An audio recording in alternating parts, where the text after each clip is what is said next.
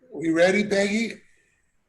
Good morning, half a day. Thank you for joining us again at this for the last final week of our Realtor Month class of Mr. Felix regarding zoning. And I think everybody is excited to learn how probably exciting zoning is, how you can make it an exciting class, Chris for all. There will be two gift certificates we're giving away, again, courtesy of our platinum sponsor for the year, Security Title and ANZ Guam. So, Chris, I will leave it up to you how you want to do the raffle towards the end, but there will be two winners of the Mescla gift certificate. Thank you all, and let's enjoy the day of learning. I'll turn it over to you, Chris. Thank you. Thanks, Peggy. I don't know. We'll figure it out at the end how to give away two things. Morning, people. I will try my hardest to make this exciting. It is zoning laws. So all I'm doing is just kind of following the book. If you could take a pen and write this down, compiler of laws. And when you go to when you go searching, if you type in compiler of laws for Guam, it's going to take you to a screen that's kind of blue and green. And up in the left-hand side, you have these drop-down boxes under the compiler of laws names. You're going to have a drop-down box, and you're going to see Guam code annotated. And you click that, that takes you to all the laws of Guam updated. And if you go down to Title 21 and click that, that's your real estate. And then zoning laws are Chapter 61 inside that. But your real estate laws has all the laws of pertaining to real estate, your zoning, your subdivision, everything. And that's where I go all the time. And then I copy down and I send it off to whoever is yelling at me. So I think Nikki just put the link for you. Please use that. And all I'm doing is just going to go through that zoning law, 15 to 58 pages of that law. And I'm just going to give you the items that I highlighted and thought maybe are the best. So I'm starting that now. I'm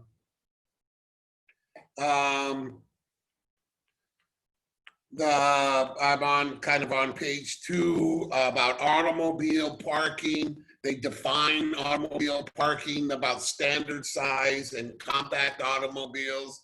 We can thank a couple businessmen for making that mess, making automobile sizes. Used to be 11 feet, then they made it 9 feet wide, and now it's like 6.5 feet for the compact automobiles. So now you can't park without slamming someone's car door next to you.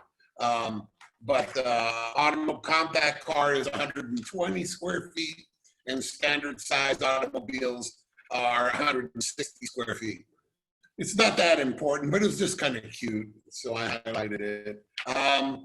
We're going to get into, again, the law gets into definitions, and I'm skipping all that.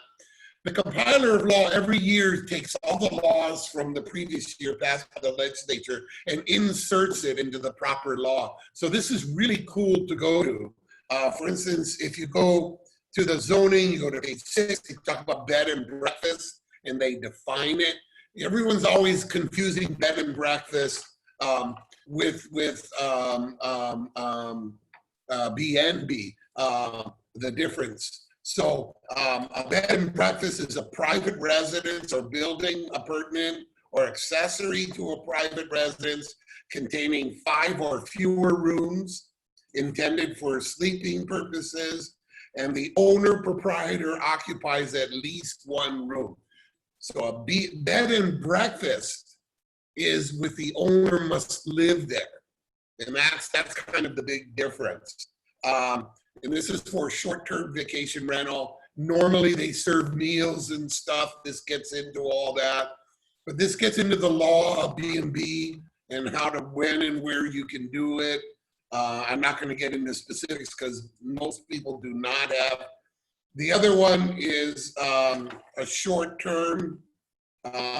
It says B&B shall make breakfast available to on-site guests. So you got to serve breakfast. I guess you go to McDonald's and pick up a Big Mac and throw it through the windows or whatever. You get reduced tax rate if you're a senior citizen running a B&B. There's some reduced rates.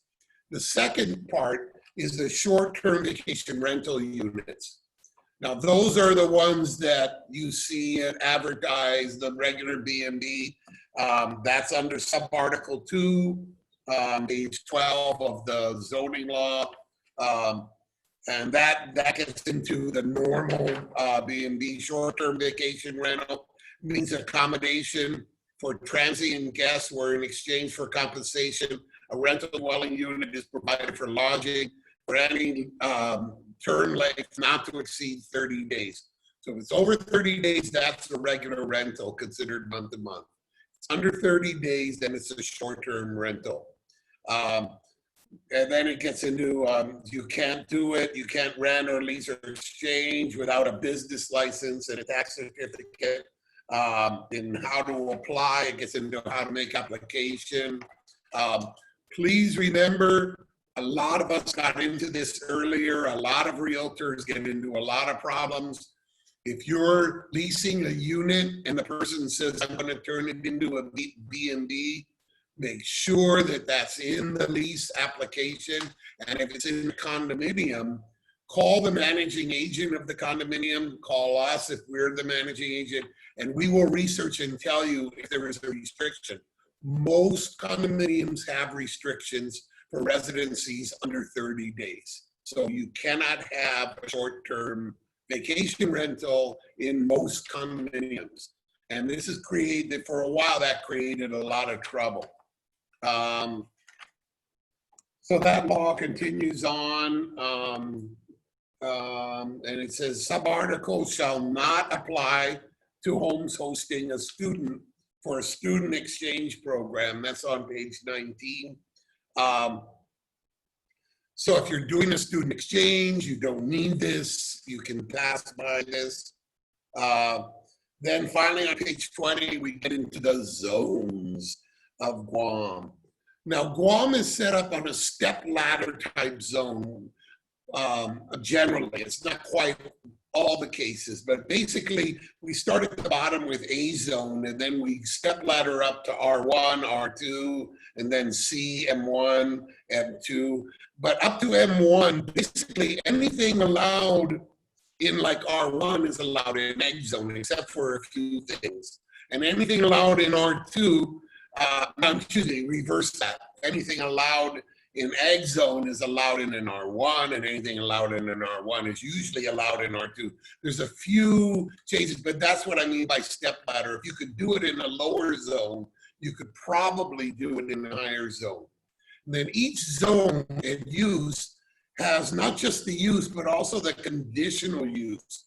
And those are special uses that are allowed in the zone, but you have to apply to the TLUC or GLUC for approvals.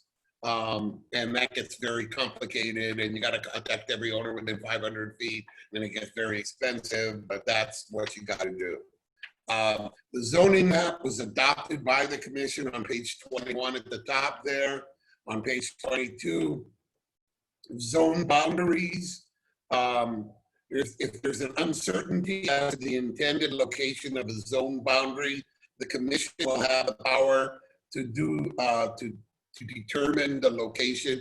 There's sometimes a little gray when it says 200 feet off the road or 200 feet off the center of the road is commercial zone. So there's once in a while there's some gray areas, and in the maps sometimes the fat black line kind of crosses things that shouldn't. The next pages get into special zones that the legislature over the years have passed. On commercial zone and GECO commercial, all these silly little, I'm skipping all that. In section page 24, it refers to formed an H zone, which is in Tumon Bay, basically. It's also, there are H zones located up in North Beach, and Tangeesan Beach is under an H zone. This is a special zone that was designed really for tourism mixed use. if you look at the zoning law, it's very short and not detailed. You have to go and pull the H zone interpretation done by land management. If anybody wants a copy, I can try to get it for you. It's about 30 pages. And that gets into specifics about height variances and what you can do and cannot do and how to apply for everything you want to do in an H zone basically needs government approvals. You can't just plop something on an H zone like you can in some of the other zones. There are Taro Beach, is through Bombay. The next section on 25 is interesting. This was fairly newly added. I wasn't aware of this until recently. It's called split zone lots. If the zone cuts the lot, the owner of the land gets to choose which zone they want. And all they got to do is write a letter to the director of land management, I believe, and tell them, I choose, my lot has C and R2, and I want to use it for commercial zone. And that's all it takes, and you can use the whole lot for that. So before, you'd have to, it was all kinds of applications and stuff you had to do. There was a case, I think, at Ganya Beach, there was a case where a lot panhandled for almost 100 feet, and the bottom of the panhandle cut, and it was commercial in that part, and the whole 90% of the lot was R2. Well, the guy gets to choose the zone because the zone just slipped that panhandle portion. So it's very interesting. Some cases get very interesting. Also, it's very clear that it's the owner who chooses, not the tenant. So if you have a lease, try to put in the lease, you have his power of attorney to do that kind of thing. Or if not, you're going to have to get him to sign the choice. Lot consolidation on page 26 talks about if it's a split zone, you consolidate lots. You cannot, there's a trick, you can't consolidate lots so that you get a double zone. Liz, the law was changed. Now we have to, I don't know, I'm sorry, Liz, I don't know what you're talking about. Split zones. Yeah, we now have to apply with GLC to determine the zone. That, unless it was changed in the last couple of years, this is the law. They may interpretate it and make you want to come, but this was the way, or in the past, you had to apply. My understanding is now you get to just choose, but maybe they've gone back and reinterpreted it. That's why I was talking in the beginning of this class that it changes. It just kind of who the director of land management is and what he wants to say and do, and it just, things can change back. The next thing is page 28. This is your federal excess land zoning. These are the lands that came back from the federal government. It's very interesting. You should read it. It talks about rezoning certain lots. So if somebody comes to you with the land that they were given back from the federal government, and it's located in by Barrigada or by the Naval Air Station or out by Route 3, you got to read this. There's a lot of things hoops you need to jump through on zonings and how you must submit a letter within 180 days, requesting a verification. Even though the law says it's M1 zone, you got to write a letter and say, I like M1 zone or something like that. So you might want to read that when you are taking listings in a Naval Air Station and Barrigada, I believe, and Route 3. The next section 32 is the use regulations. This gets into that conditional use. So in addition to permitted uses in each of the zones, specific uses are permitted upon approval by the commission of the site planning. So you need to get the commission to approve a conditional use. So when you go to the zoning law and it says a clinic is allowed in an R2 zone under conditional use, you literally have to apply to the commission to get approval. and that application process can get very costly and expensive in time.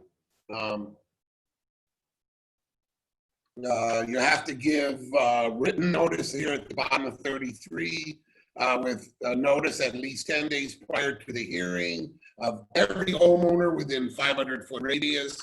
So then you're burned out if you're going to put a clinic near Kaiser or something. That's a lot of people live within 500 feet. Then the rest shows you the process to go through. And you have to send it certified mail. It's like $2 crack. So good luck. Now I'm on page 36. We're going to get into the zones, the actual zones, the uses permitted. So at the bottom of 36, we start with rural ag zone. So your uses permitted are single family dwelling and duplexes. It's real funny. Duplexes are not stated in an R1 zone. So technically, you can have duplexes in an agriculture zone, but you cannot have a duplex in an R1 zone. It's kind of weird, but you could do, what do they call that, where the wall is you have a wall in an R1 zone, you're building 2 units, but you're using a party wall. You could, some people have gotten away with that, but it's just kind of a funny note.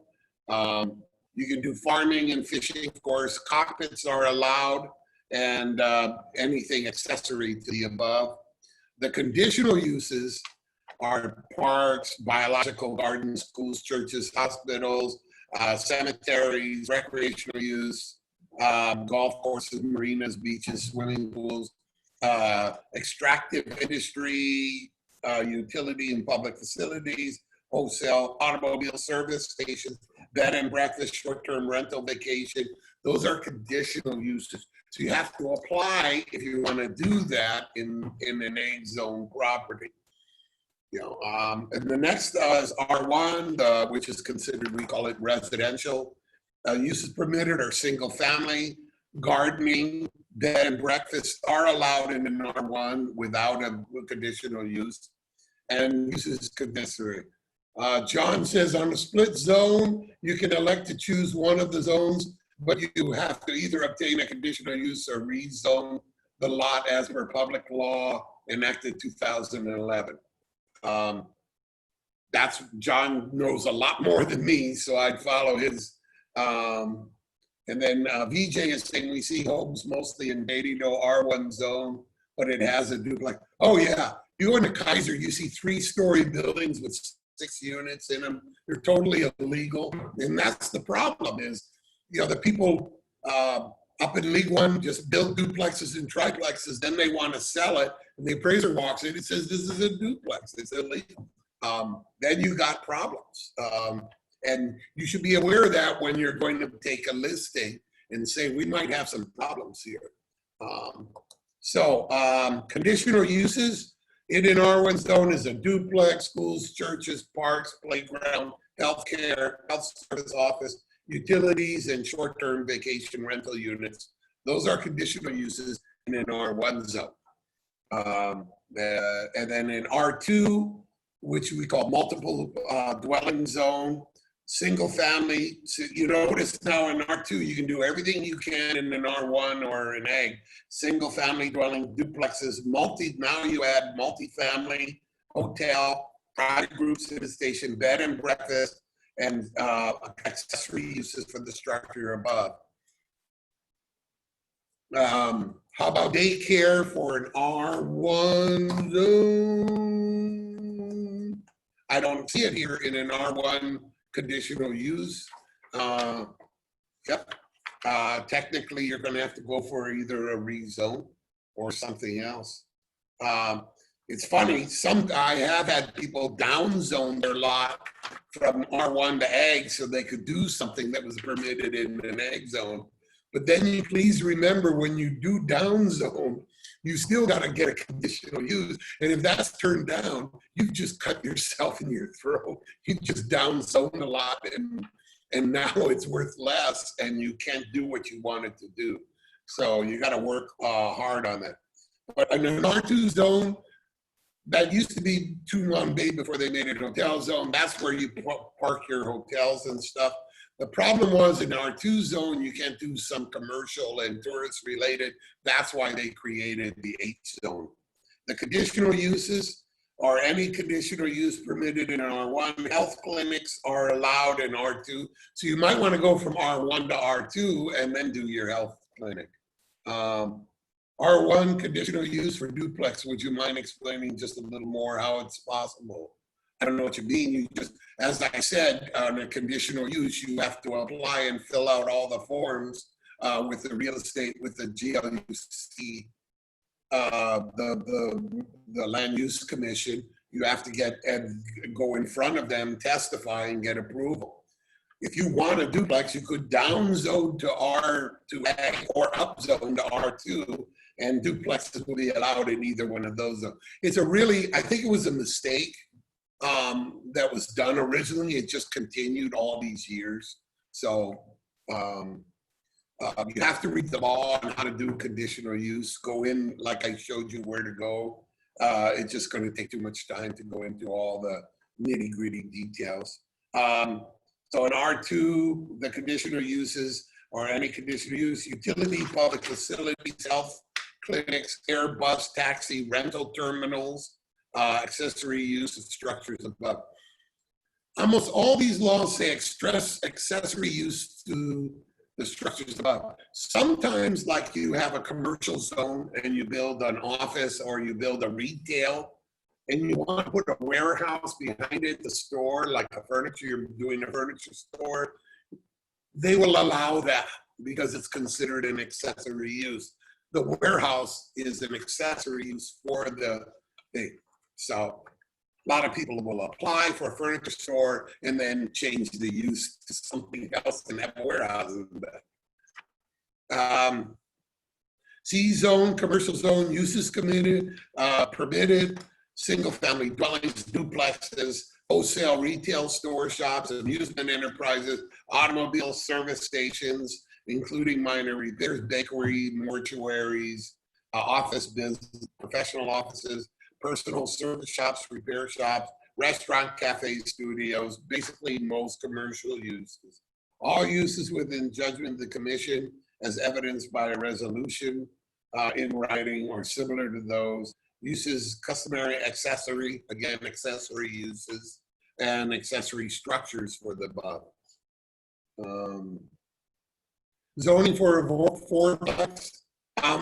You know, if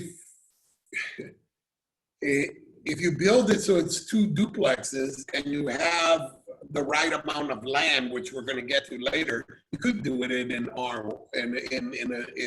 ag or R1, but technically, legally, a fourplex you need R2 zone. But there are some games that people play, call it two duplexes on ag zone, and you have enough 20,000 square feet, and that allows 4 units, and you got sewer or this, or you're out of the sewer zone. We'll get to all that. Bobby, can you explain the process for homes in League One example that may, with GLUC approval, switch to non-conforming to conforming?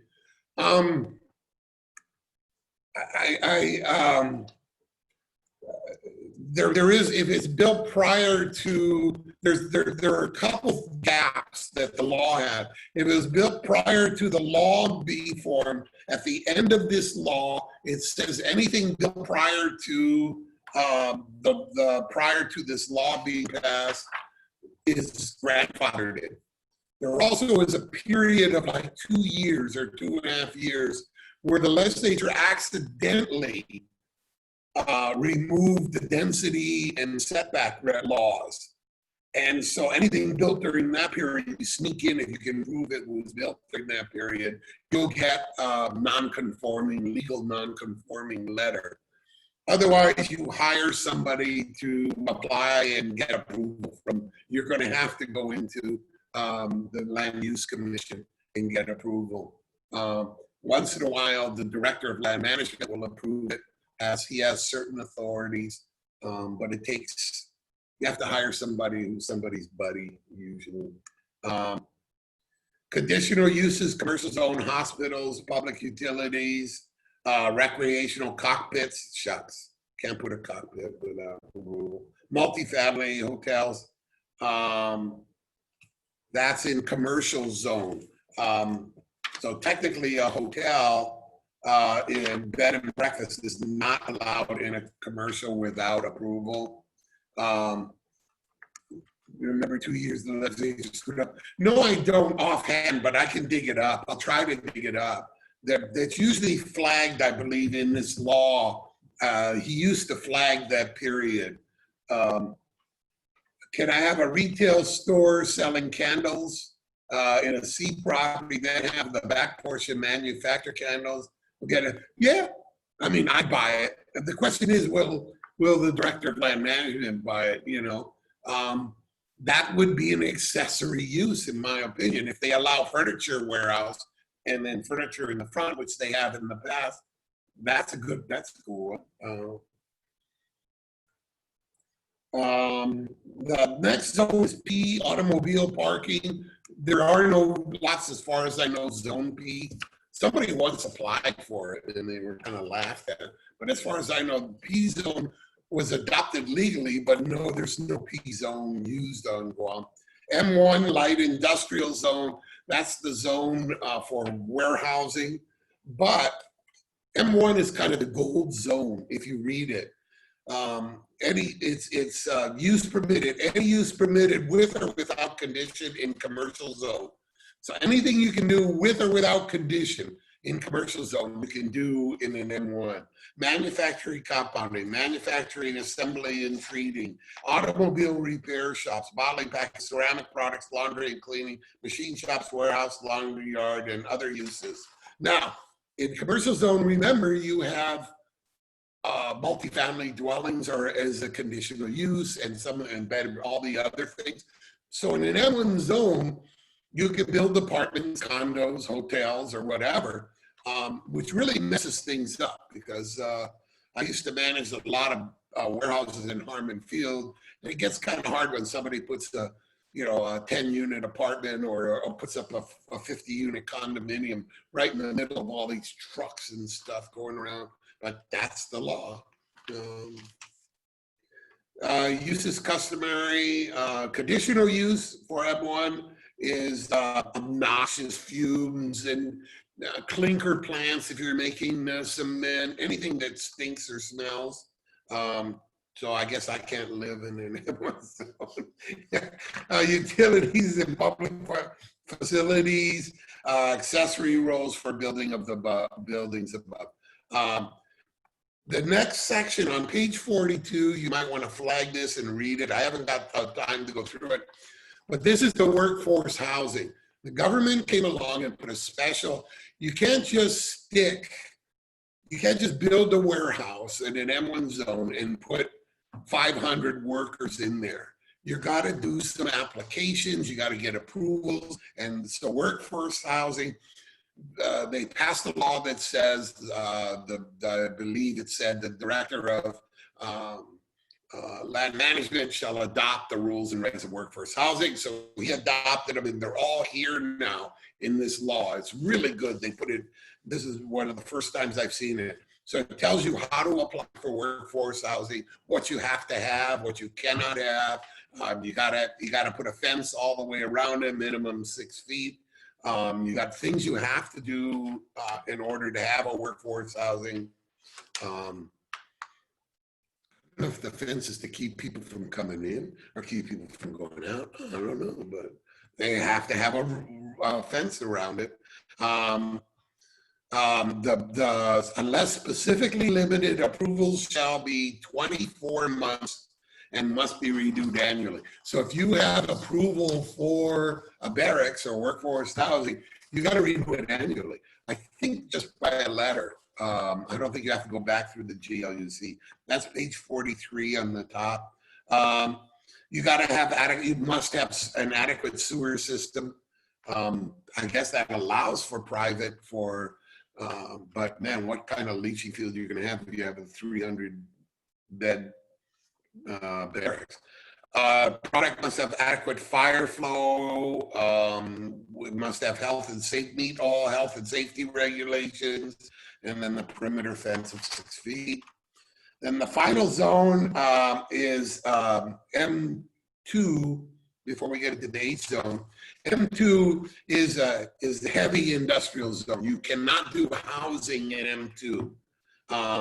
It says you can do anything in M1 except residential, and that's where you put your junkyards. So you see all these junkyards in Harmon. They're probably illegal, but I don't know how they got there, but they're there. But junkyards cannot be in, must be in an M2, so you need to rezone, I would guess. Any other use that's not prohibited by law, that is not anywhere else, you can do it in M2. And your conditional use is residential use, and accessory uses for structures above. The next section in page 44 is hotel resort. This defines very briefly the purpose of the hotel resort and where you can have it. It provides for high density development, high intense development. It's designed to establish open character, higher portions of the building.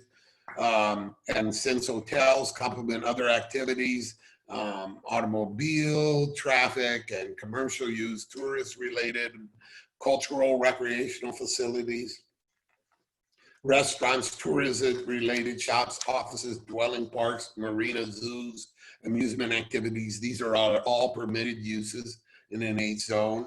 Permitted accessory and structural uses. Then you have, somebody passed an S1. I had never heard of this. I found it when I was studying. That's a school zone. And I don't know of any S zones. John, Dwayne, do you know of any? And then there's also a public facility, a PF zone for schools and police stations, fire stations.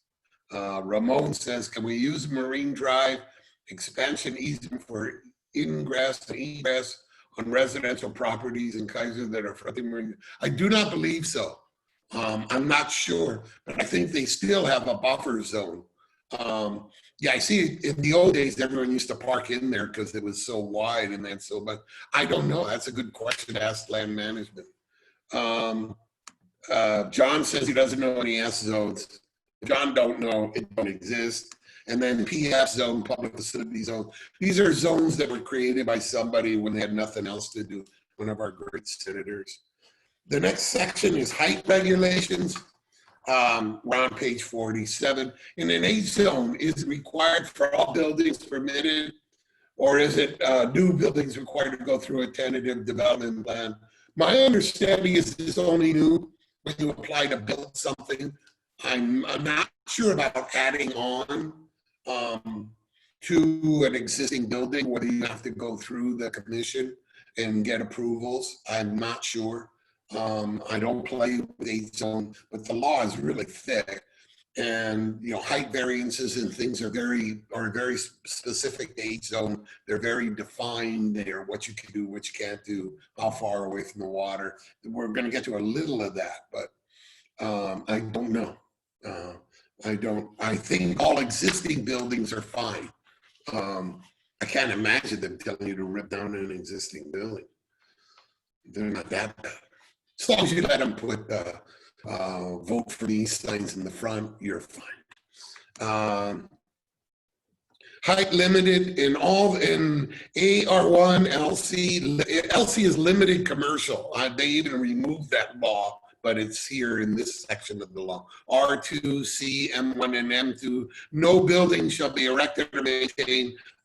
Your maximum is 3 stories, 30 feet high. Except in a C zone in New Agania, you're allowed 6 stories up against the cliff side, and a few other places they allow heights, some height variance. But most people just go in and apply. I mean, look at Ladera Towers and a few others. They just got permission to go that high.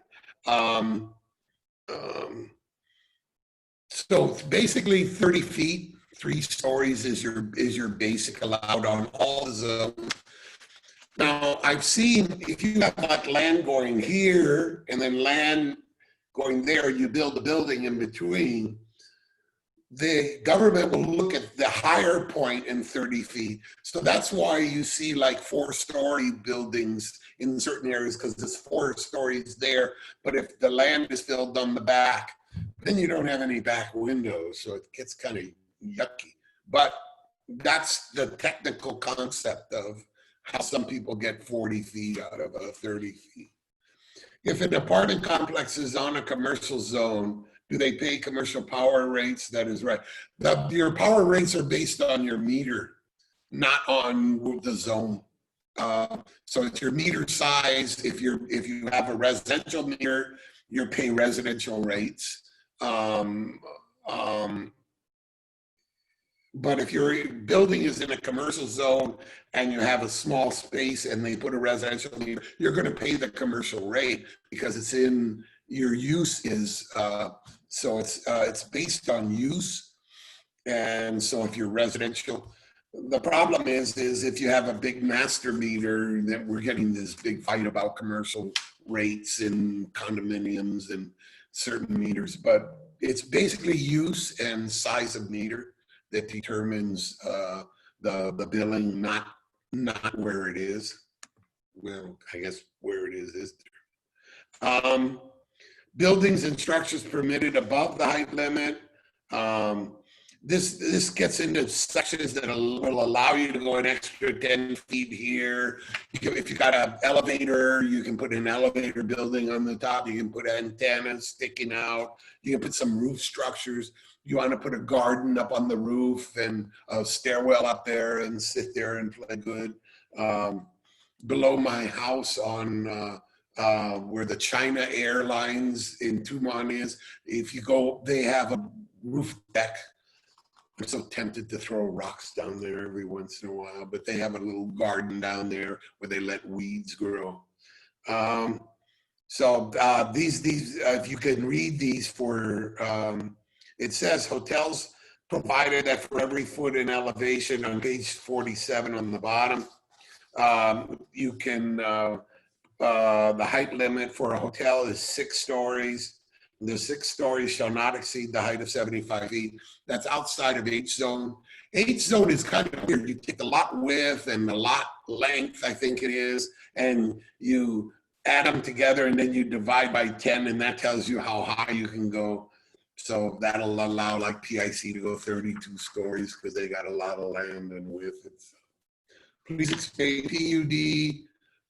PUD is a plan unit development. It's usually a mixed zone where you're going to have a little bit of commercial, some multifamily and single family. I'm sorry, we don't have time to get into it, but they have all kinds of little rules and regs about PUD. 70% has to be air, open space, and but basically, if you have it has to be over 5 acres, I think, or 10 acres.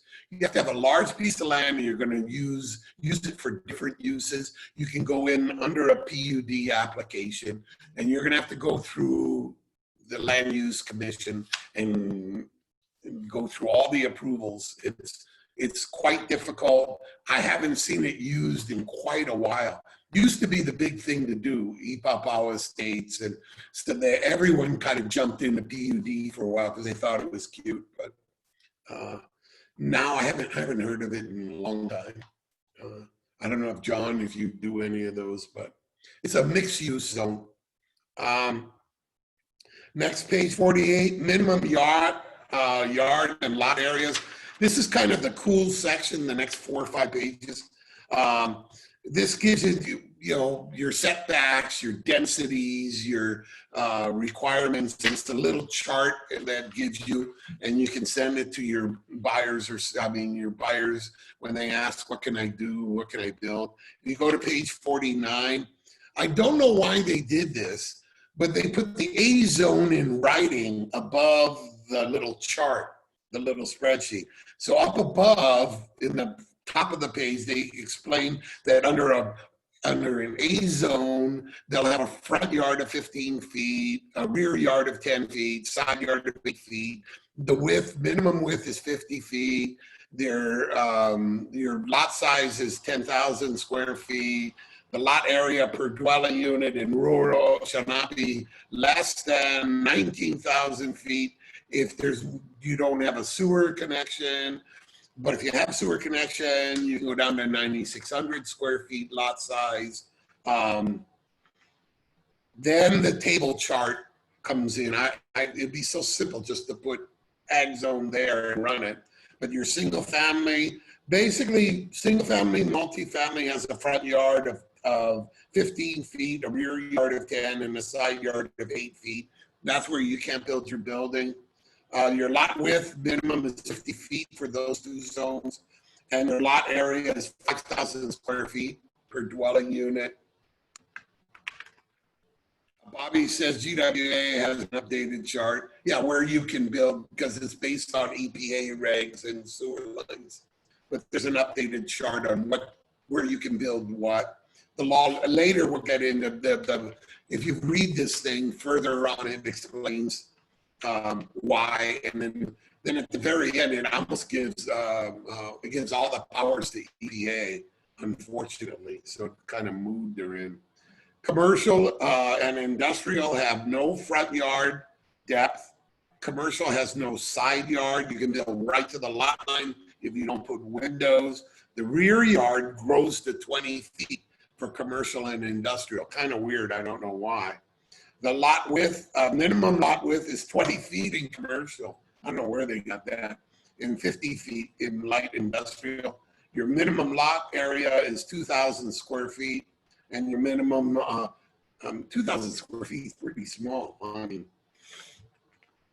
that's kind of like a 4-bedroom house or a 5-bedroom house. Light industrial is 5,000 square feet. And then your lot area per dwelling is kind of cool. If you look at that column, you know, under single family, you got 5,000 square feet lot area per dwelling.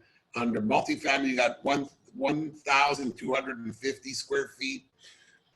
That comes out to about 110, 112 square meters. So if you have a lot that's like 4,400 square meters, you could build like 40, 44 units on it. You know, I don't know why, but they put square feet here, but everyone does square meters because of the Spanish surveys.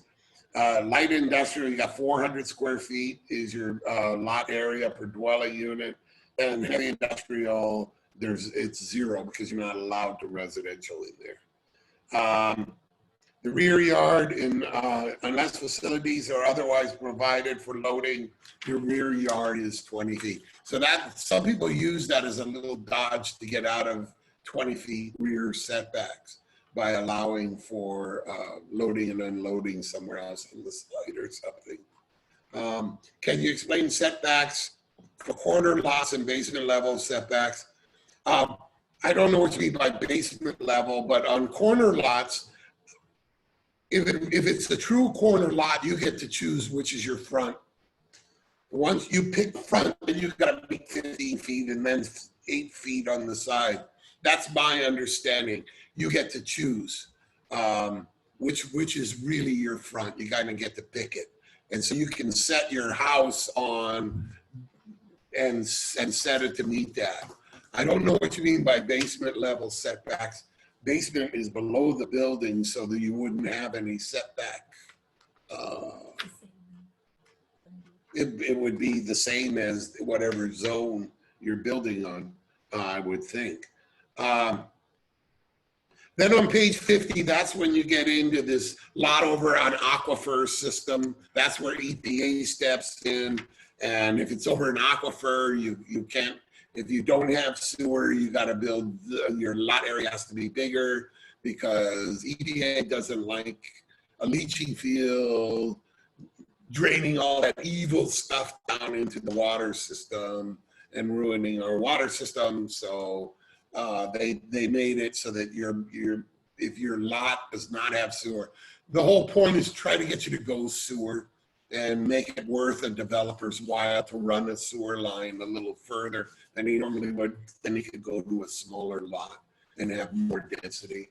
So that's the kind of the game that's played. But you need to kind of go to EPA and ask where basically the northern aquifer runs down, basically from what I understand, the Chalabaco, ORDOT area.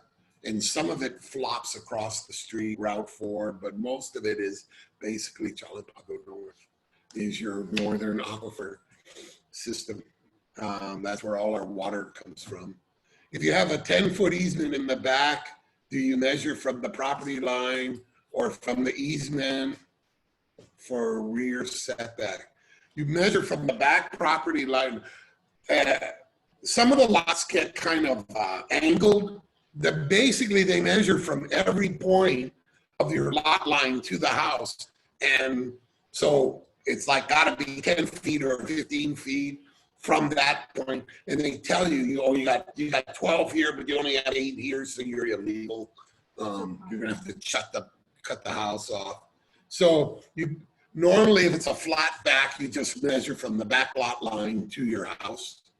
I'm going to get in a minute to, if you have overhangs and stuff, they allow you to, they give you some leeways on overhangs.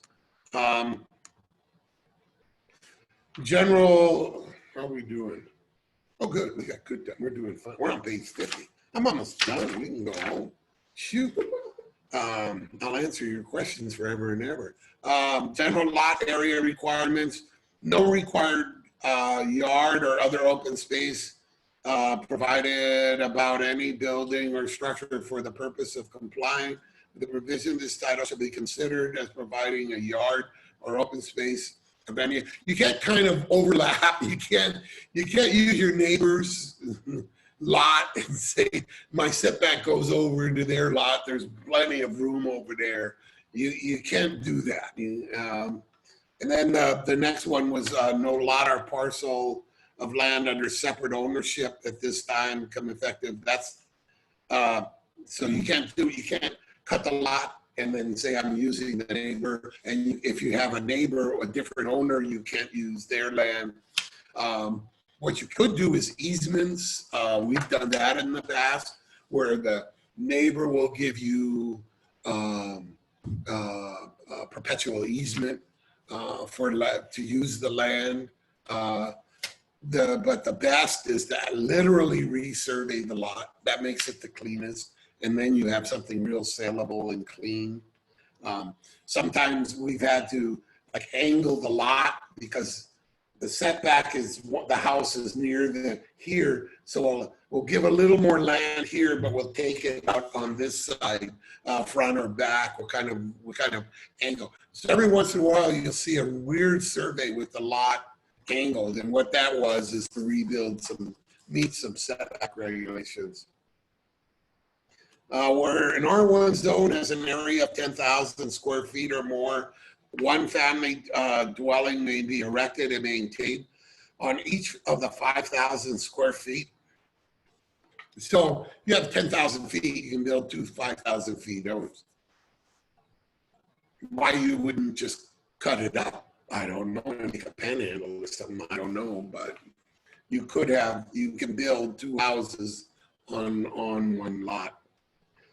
In C and M1 zones, every building erected on the lot abuts the primary or secondary highway as shown in the highway plan shall provide and maintain a front or side yard having a depth or width as the case may be of not less than that required to conform with the line on the highway.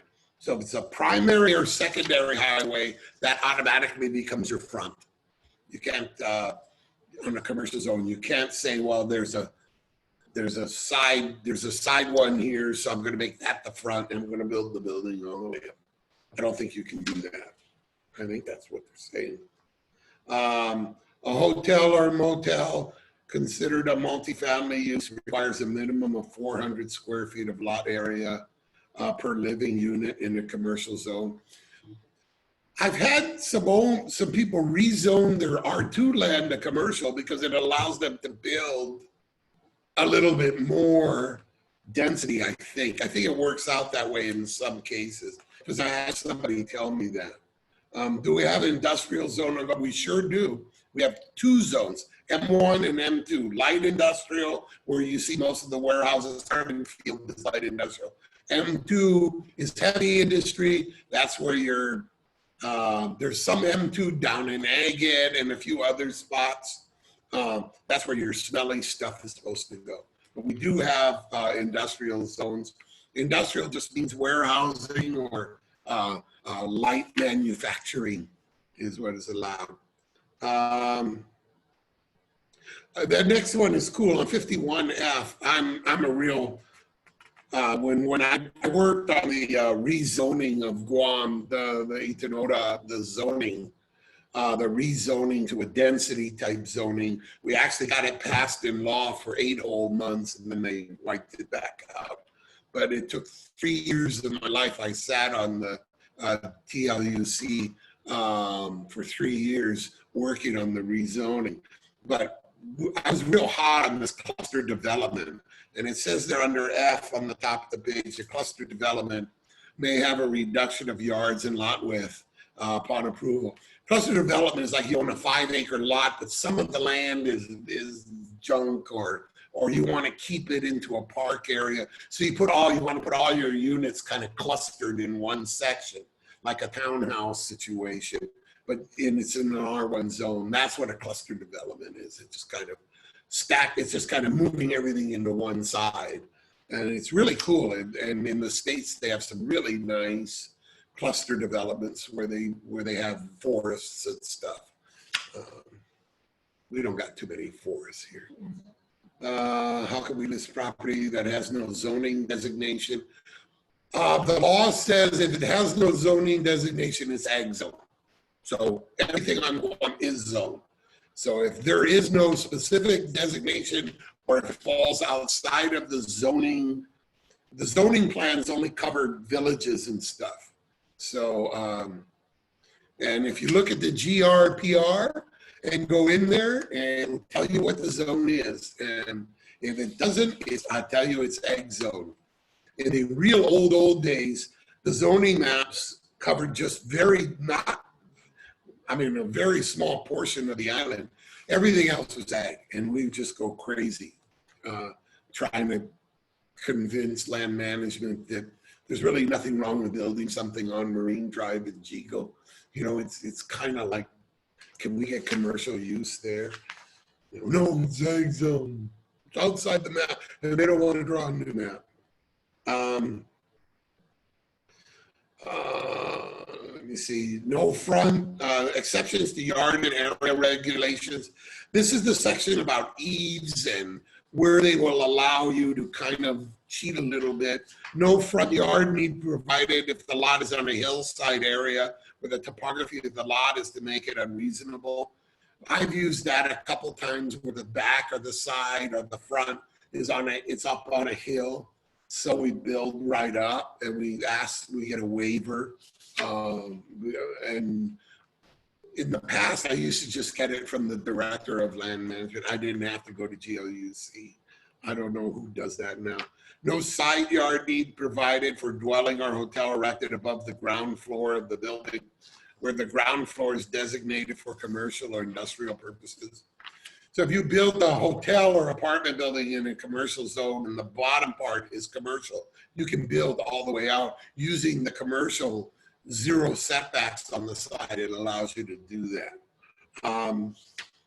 Cornices, eaves, belts, sills, canopies, other architectural features may project into a certain side yard no more than 2 inches for each foot of width of such side yard, and may project into the other required yard space not more than 30 inches.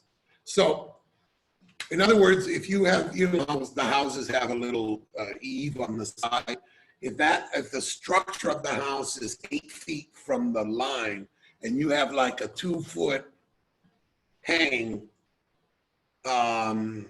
let's see if you're legal, no more than 2 inches for each foot. So if you have 8 feet, you're allowed 16 inches of eave on the roof of the building. Okay, that's what this is saying. And on the back side, you're allowed 30 inches. You're allowed a little bit more than, but I think your max is 24 inches. Somebody told me that once. Open and closed stairwells or balconies not covered by a roof or canopy may project in the required rear yard no more than 4 feet, and such balconies may project into a required front yard no more than 6 feet. So you can build stairwells and balconies 6 feet more in towards the front and 4 feet in the back, provided it's not roofed up. So you can do that. Open and closed porches, platforms, places not covered by roof or canopy, which do not extend above the level of the first floor of the building, may be projected into any front, side, or rear yard no more than 6 feet. This is, a lot of people use this. So you can, if it's open, which means no walls on it, but you can have a roofed area, you can go 6 feet into your setback regulations, and it's legal. You really should study this and really learn this, these little technical things, because when you're inspecting a house and you see it's like 3 feet to the, you can barely walk around the house and there's a wall there. You got to try to figure out, is this legal or is it illegal? Let me see. Open and closed porches, platform, I already did that. A fence, lattice, work screen, wall, or hedge no more than 6 feet in height may be located in any of the front, side, or so you can build a 6-foot wall, no more than 6 feet. Now, like you go to Telo Verde and you got one lot here and one lot 4 feet higher, you can build 6 feet on the higher end. We kind of got away with that a couple times. So it's almost like 8-10 feet from the lower portion, but it's 6 feet up here, so it's okay. In computing the lot area of a lot which abuts upon an alley, I don't know of any alleys here, but I guess you could call them like bull cart trails. 1/2 of the width of such alley may be assumed to be a portion of the lot.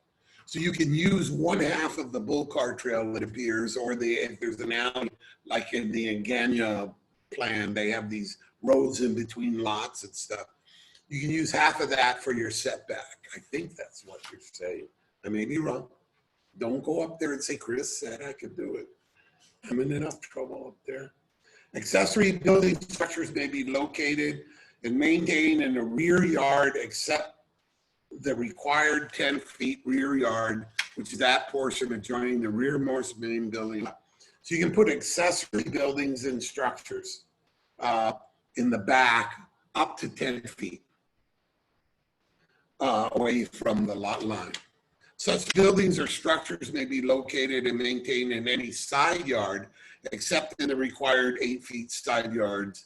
So this is where they say you can't build anything in the side yard, the 8 feet. This kind of says you can build up to 8 feet on the side with accessory buildings or whatever's, but you can't go any further. So if you're walking around a house and there's only like 3-4 feet between the wall, and you've really got some trouble usually on the side. And the purpose for that, the concept was you got 8 feet on one house and 8 feet from the other gives you 16 feet. That's enough for a fire truck to get in or somebody to get to the back of the lot. That was the intent. But then they let you put a wall in it. So what good is it? Let me see. Is there a zone designated of properties adjacent or near GRMC? Is there a zone designation of properties adjacent or near the GRMC? Hospital. Yeah, all the lots are zoned. Most of that is all M1.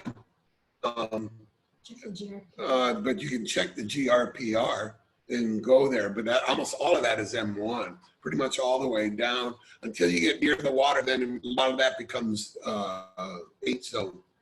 I applied for a business in a non-conforming residential unit and was declined due to added restroom was only 5 feet from the left side boundary of the house. Yep. As you all know, when you're applying for business licenses and public works inspects, it really is the mood of that inspector. I've had total rejection because I didn't label the electrical panels, and I've had them say, "I'll just do it later." All depends on mood and get ready. I mean, technically, if it's side yard and you have a bathroom and it's 8 feet, within 8 feet, like only 5 feet, they're correct. You violated your side setback regulations because that's a building. That's a auxiliary building, that bathroom that they added on. When such buildings, here we go, such buildings or structures located, maintain any front side building structures for purposes relative to island electrical power, including for standby generators for alternative power connections. So like those pedestal poles and stuff, you can build those just about anywhere you want is what they're saying. The walls may be erected on the front and or rear or side yard. So walls can be built. Such buildings or structures shall not exceed 312 square feet of floor space. These are auxiliary buildings. The roofs thereof shall not project beyond the lot lines. And shall be said, you have to slope the roof back to your side. You can't have it sloping to your neighbor, so when there's a heavy rain, they get the water and flooded. Nice try, but you can't do that. When such buildings or structures are used for standby generators, exhaust ventilation to the outside, you have to provide exhaust or ventilation. You can't just kind of run it to your neighbor and let it, when wind shifts, you kind of smell them out. Such accessory buildings shall have an interior height of no less than 7 feet. That's kind of weird, no less than 7. So you gotta have at least 7 feet high on a generator room. And the overall exterior height of the structure shall be no greater than 10 feet. So between 7 and 10 feet if you're building a generator room. When such buildings or structures are intended as vehicle shelters, they shall be 15 feet from the front lot line and maybe 0 feet from the property line on one side only. I found that interesting. I never knew that. So on one side, you can put for vehicle shelter, in other words, a carport, you can build it up to the lot line on one side, on a side yard. So that's kind of cool. So you build the carport. Now when no one's looking, you can't enclose it. When such, when such building structures are intended as swimming pools related, such as gazebos, must be a minimum of 5 feet from the front lot line and maybe 0 feet from rear side yard. So go ahead and put your swimming pool in your 8-foot wide swimming pool. Don't laugh. There's a house up in Talaverde that has an 8-foot wide swimming pool. Then it L-shapes out. For all structures in this subsection, the roofs shall not project beyond the rear lot line and shall be sloped in such a manner to prevent the runoff. So you can't put an overhang into your neighbor's lot.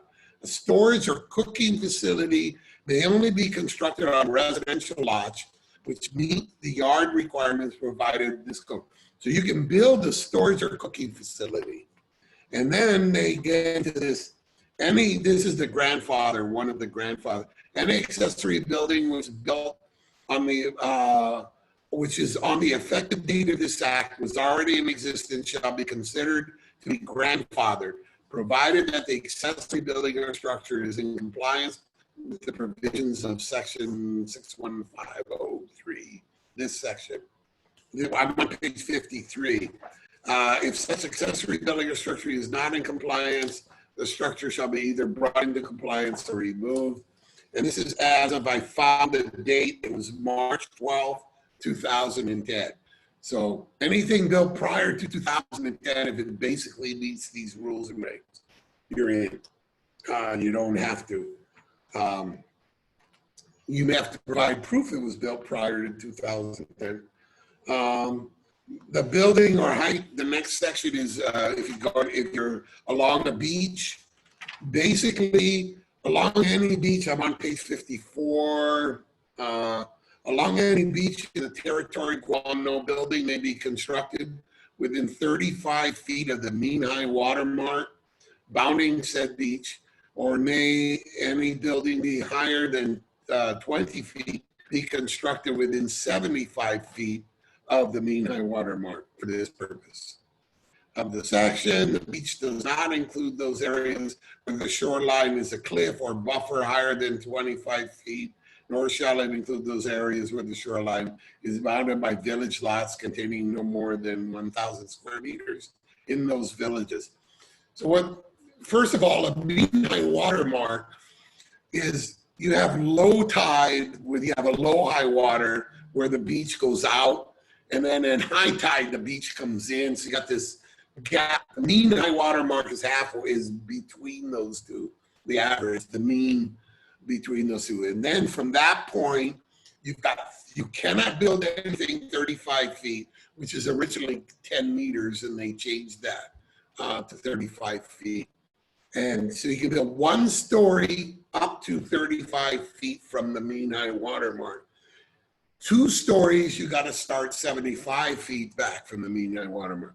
So you can build like a hotel and then do a restaurant on the second floor to within 75 feet, and then have a building that goes out to 35 feet where you have a swimming pool or something else. You can do a building within 30. That's kind of the design criteria.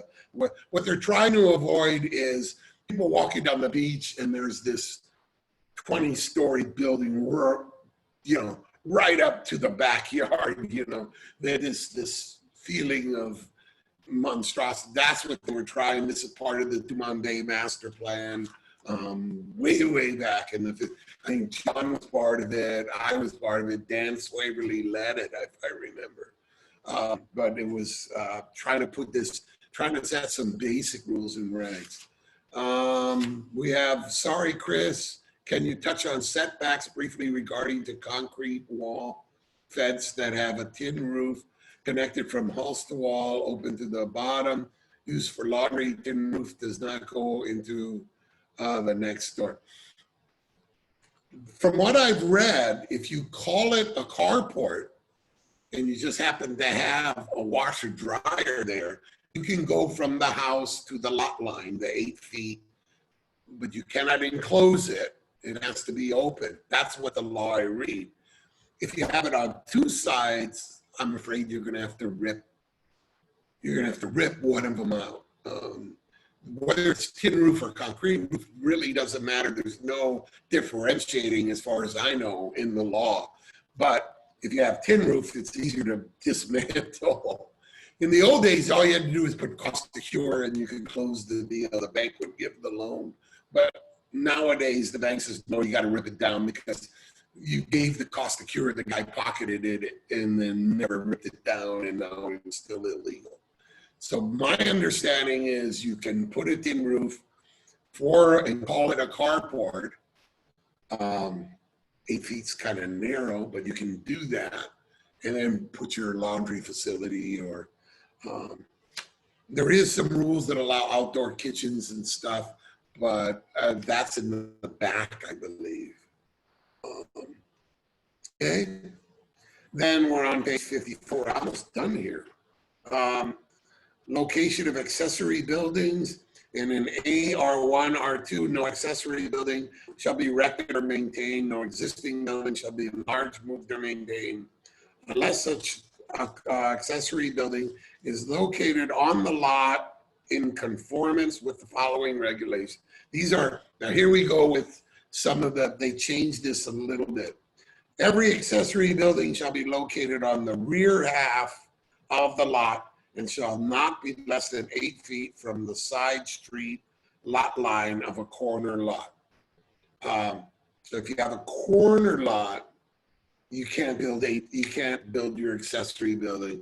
This is where you have if you have two fronts or a corner lot, you can build 8 feet on one. You gotta be 8 feet away, I think, on both sides. The next section, every accessory building located in the rear lot line, rearmost building on the lot shall not be less than 10 feet from the main building and not less than 5 feet from any lot line which is not on the street line. Not less than 5 feet. So if you're going to do an accessory building, you have to be 5 feet away and within 10 feet of the building. Let's see, and Manny Regis, I applied for a business license on non-conforming residential unit, was declined by the public works director due to the restroom. I already answered that, sorry. Julie, some villages on Guam have slightly different setback requirements. Examples might be Sinania, Urban Renewal, and Santa.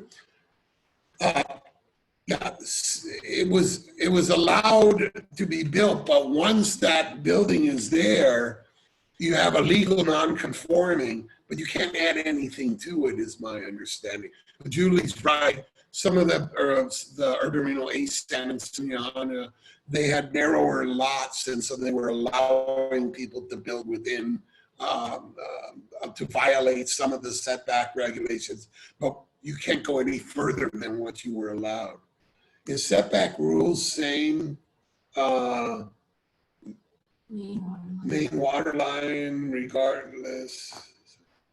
I'm sorry, I don't know what you're trying to say. Oh, the mean high water mark? The mean high water regardless, yeah.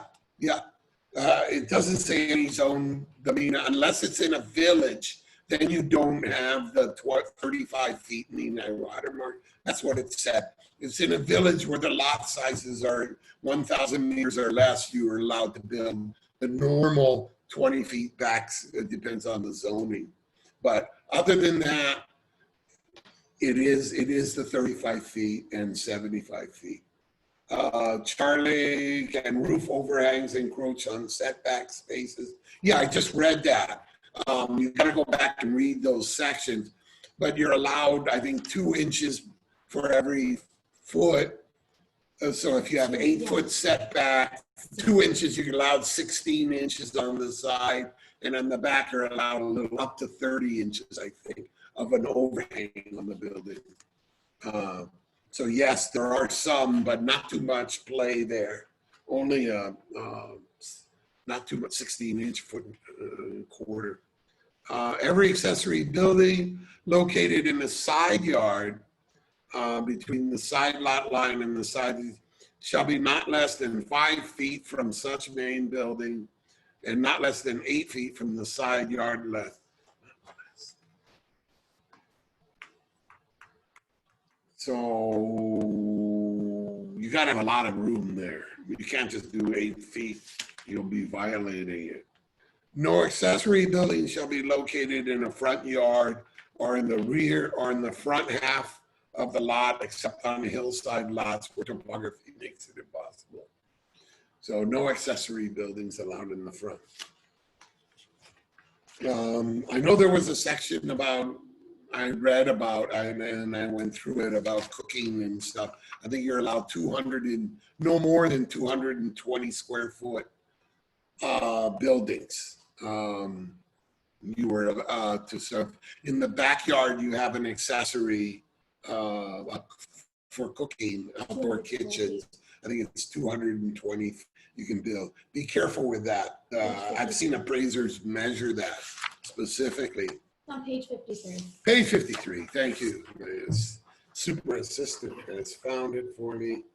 I was talking to Sean the other day. Sean and I were chatting, and I was not aware. The old sign law, the old sign law allowed for real estate signs, but they had to be like 24-inch, no bigger than 24 by 30, a yard sign.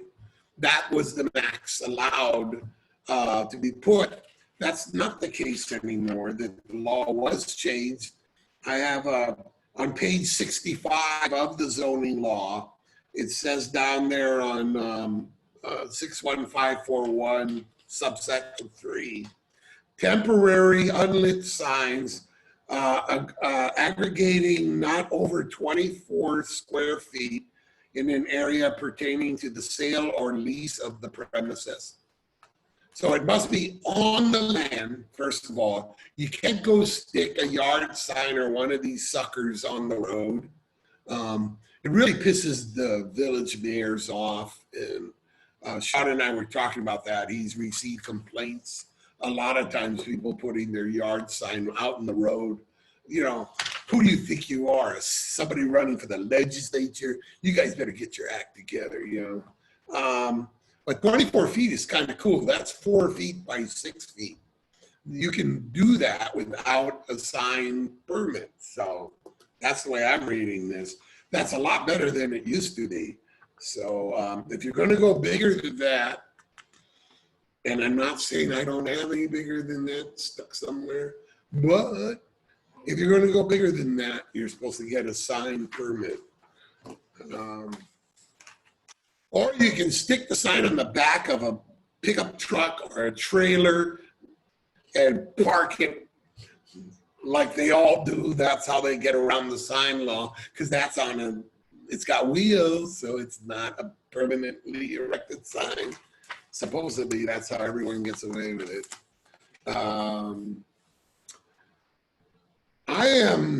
We're done.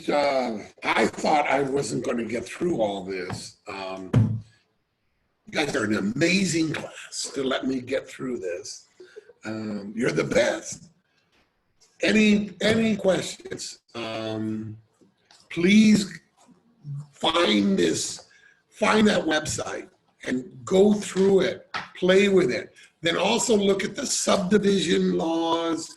There's all kinds of stuff in there, and it's fairly updated. I mean, it's within 2-3 years of the compilers doing a very decent job. I remember back 30 years ago, I actually had to go through the real estate laws, and I put a book together called The Real Estate Laws of Guam, because nobody had updated the legislative changes, and I had to go through all the legislatures, all the changes, and put together this book, because I was getting lost what you could and could not do. Somebody would pull something out of somewhere and say, you can do it according to this law. And even that book I put together, I thought it was pretty good, but I missed stuff because they put things in the middle of when they write a law. Some senators were very famous. Pat Fiore, so much, it really is. I spent a week paging through this thing, studying it, trying, and you know, I'm supposed to know this stuff, and I was totally lost on half of it because it's just new. Some of these things, they're just not the way it used to be, and so you know, but it's all there by your fingertip now. I kind of just go through and I just copy out the page. Or the section that I want, and so I can send it to my buyers and sellers, and because they're asking me what can they do, what can't they do.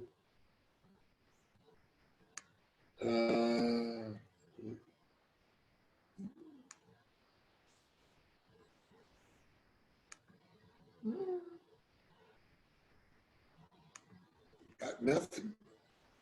Peggy. Any other question, folks? Thank you so much, Chris. If there are no questions. Okay, I will ask, I will do what Sean did. There's like 5 questions. Oh, I got 5 questions, sorry. It just popped up. Okay, let's handle that one first then. Julie will call you. Call me, Julie. You're right, Julie, 9 times out of 10, so. Let me see. Failure to comply, fines, certificate. Wait. Sorry. Certificate of occupancy. Failure to rectify violations within 10 days of receipt, notice of violation shall be assessed a fine of $100 per day until the violation has been rectified, according to this section 61607. In the event the violators of a business, if the violation is not rectified within 10 working days after a fine has been assessed, the director revoke the certificate of occupancy for such a time as the violators may be rectified. Now, this is dealing only with certificate of occupancies. That's usually done by your architect, engineer, your contractor will get that. And I would make him pay for it, but that's a good section that Matt dug up. If the violation involves a complaint regarding residential setback, the violator may seek a variance or summary zone change from DLM or come into. So this will allow you, if while you're building, they discover you have a setback violation, you can go directly to the director of land management. You don't have to go into anyone else. And like, I think that's right, because he's the one that can issue that type of setback. The fine imposed by the section will not be applied until the variance or summary zone change application has been denied. One thing, if you do hire somebody and you get a legal conforming, you get them to get that for you, usually a couple $1,000, and I'm not going to mention anyone's name, but everybody knows who I'm talking about. But he can get it done. Ask him to record it or record it yourselves. That way, that approval is recorded and becomes a part of the record of that lot. So, Oh yeah, there's more. so I'm sorry, there seems to be some, we'll try a question in your spare time and you can recompile, update it. No, I've done, that's when I was young and smart and I had time. I got 2 daughters. I ain't got no time anymore. Life is a learning process. Learn something new today. Thank you, Chris. You're very welcome, Gene. Thanks, Chris. You went too fast. Just thought it was, Matt. Thank you for saying that. It's so if you're getting a certificate of occupancy and you have a setback issue, you can run into the director and try to work directly with him. First Hawaiian Bank is asking for HOA documents for a Stumbo subdivision. Any suggestions? From Charlie Labrador. I don't have it. If I don't have it, I call Anthony. That's how I do it. But Anthony Godwin, he's got everything. He's got more stuff than me. I don't think it's HOA. It's the association documents of the Stumbo. Otherwise, you can go to Gura. Stumbo was built by Gura Guam Housing. They might have a copy. That's where I would look.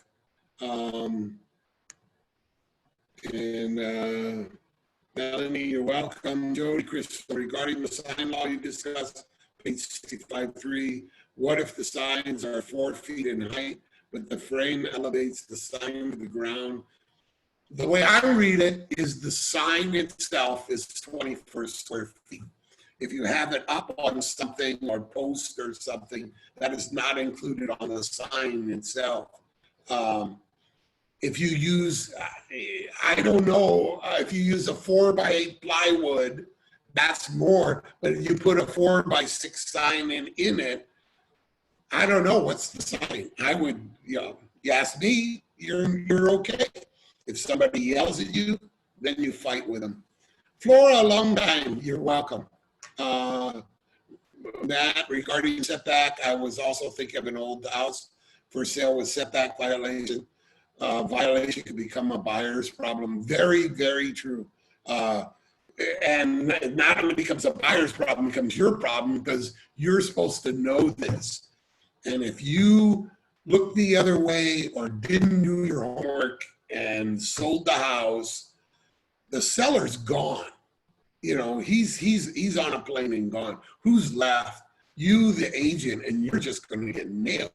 Because this is you're supposed to know this stuff as a professional. So I'm gonna throw out a question here. The first one who can find it, or the first one who can remember it. Oh, sorry, one more question. One more question. A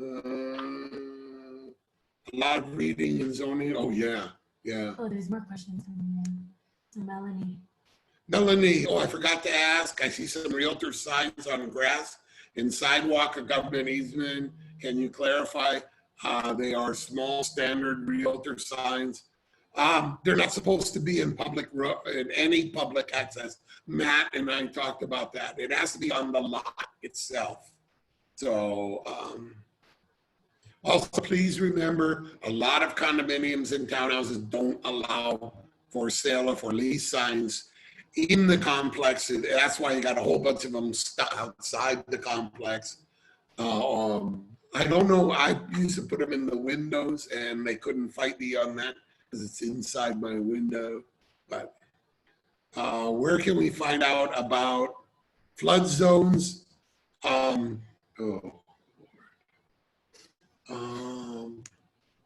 I would go online. Army Corps of Engineers, I think, has a flood zone regulations.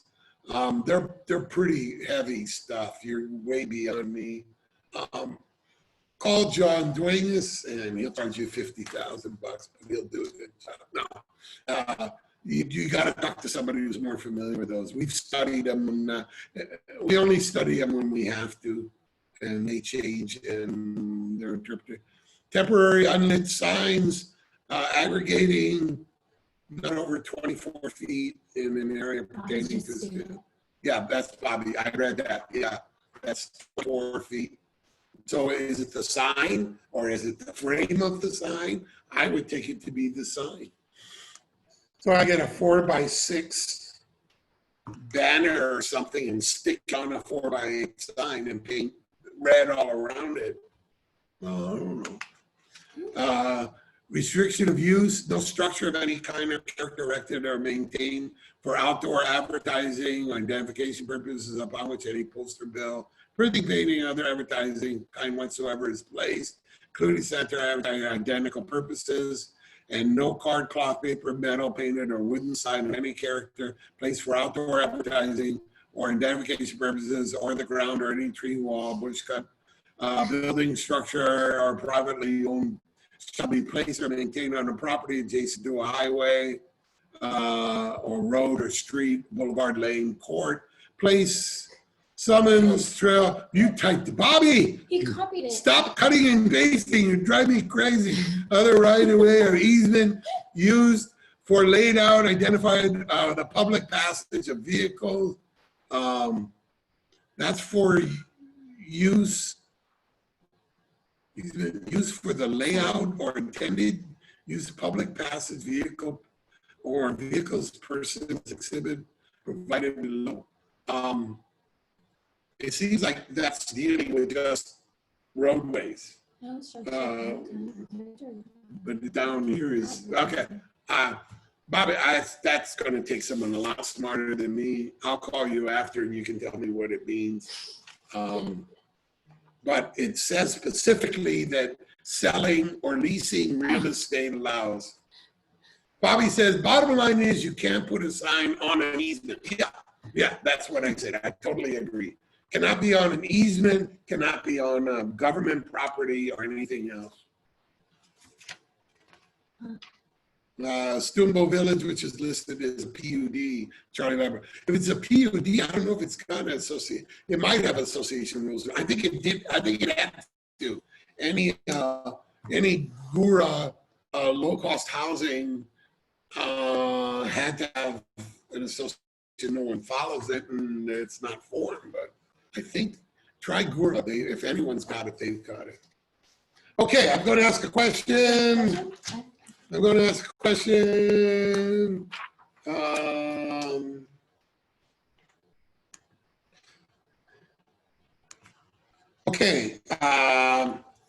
do you have a lot that has a split zone Do you get to choose what zone? B, you have to use the lower zone, or C, you have to use the higher zone? A, B, C. First one in. You get to choose. Mary Lou. No, Michael. Michael was, who's the first? Shoot, I don't know. Oh man, who's the first? What's the answer, Chris? Letter A? You get to choose. Is it letter A? Is the It's answer letter A. Yeah, Peggy, okay. who's the first one? I Either- have, I The timing have of- Theodore Nelson was the first. No, but no, he was. That's okay. His time says 11:20. I don't know. 11:21, that's the earliest. That was 10 Yep. minutes ago, though. Yeah. Oh boy, Ted, you beat us by 10 minutes even before I even asked the question. And then, Was it a fun one? no.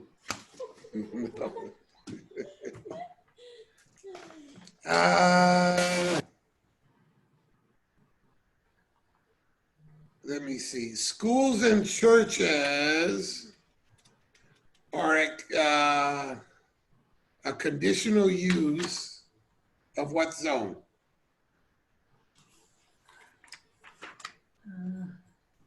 I don't know how.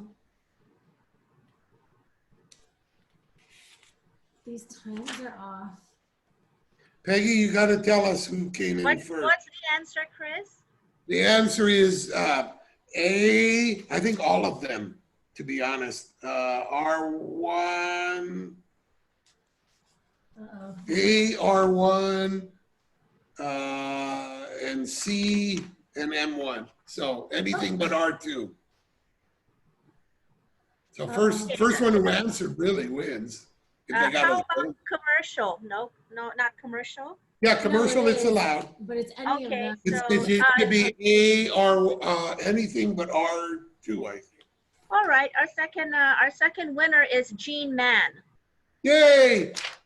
That's unfair. She's in the education committee, but I'll let her get Our in. first winner is Theodore Nelson, and second winner is Jean Mann. Gene, please call Peggy to get your award. I heard it's a brand new Lexus, but that's a rumor. But you can try to get a Lexus out of Peggy. Good luck. Yeah. And then Okay. I have a picture of it. I apologize. I finished early. I'll try not to do that ever again. I really thought I was going to run out of time. Thank right. you. I think that's all we have. Again, we will contact the two winners, Theodore Nelson and Jean Mann. Please wait for our call today for the pickup schedule. Thank you so much to Security Title at ANZ Guam for the Mescla gift certificates. And thank you, Chris, for a valuable class taught today. Thank you all for joining. And You're thank you welcome. to your lovely assistant there so we could hear. 136. Thank you. Thank you. Have a wonderful day, folks. Stay safe. Bye-bye.